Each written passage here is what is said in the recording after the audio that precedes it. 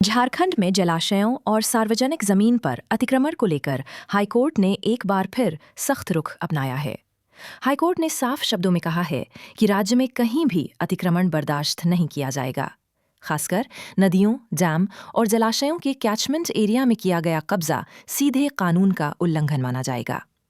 Court ने प्रशासन और राज्य सरकार को निर्देश दिया है कि ऐसे मामलों में एसीबी यानी भ्रष्टाचार निरोधक ब्यूरो से जांच कराई जाए और दोषियों पर सख्त कार्रवाई सुनिश्चित की जाए। चाहे मामला धुरवा डैम, बड़ा तालाब, कांके डैम या फिर रिम्स परिसर की जमीन का हो, हाईकोर्ट पहले ही स्पष्ट कर चुका है कि अतिक्रमण करने वालों के साथ साथ उन्हें संरक्षण देने वाले अफसर भी नहीं बचेंगे। कोर्ट ने एसीबी को 6 सप्ताह के भीतर ये बताने को कहा है कि किन अधिकारियों ने अवैध तरीके से जमीन का म्यूटेशन कराया, नक्शे पास किए या फिर नियमों को ताक पर रखकर निर्माण की अनुमति दी। अब अगर कहीं भी अवैध नक्शा पास हुआ है तो सिर्फ अतिक्रमणकारी ही नहीं बल्कि नगर निगम और प्रशासनिक अधिकारियों पर भी कार्रवाई तय मानी जाएगी। इन दिनों राजधानी रांची में लगातार अतिक्रमण हटाओ अभियान चल रहा है। चाहे दिग ग्राउंड हो या अन्य इलाके, बीते कई दिनों से बुलडोजर कार्रवाई जारी है और चार दीवारी का काम भी तेजी से चल रहा है।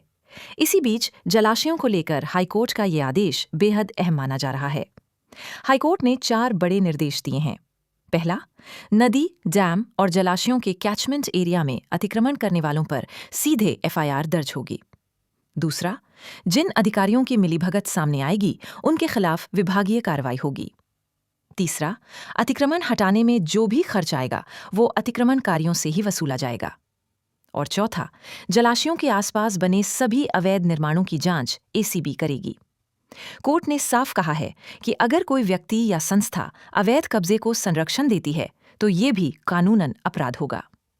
राज्य पुलिस को निर्देश दिया गया है कि ऐसे मामलों में बिना देरी के केस दर्ज किए जाएं। रिम्स मामले में भी कोर्ट का रुख बेहद सख्त है।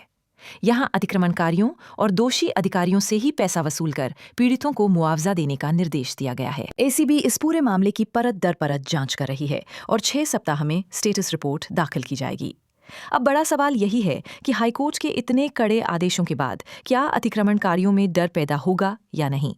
क्या लोग खुद से अवैध कब्जा हटाएंगे या फिर कार्रवाई का इंतजार करेंगे? क्योंकि अगर कार्रवाई हुई तो न सिर्फ केस दर्ज होंगे बल्कि जेब भी ढीली होना तय है।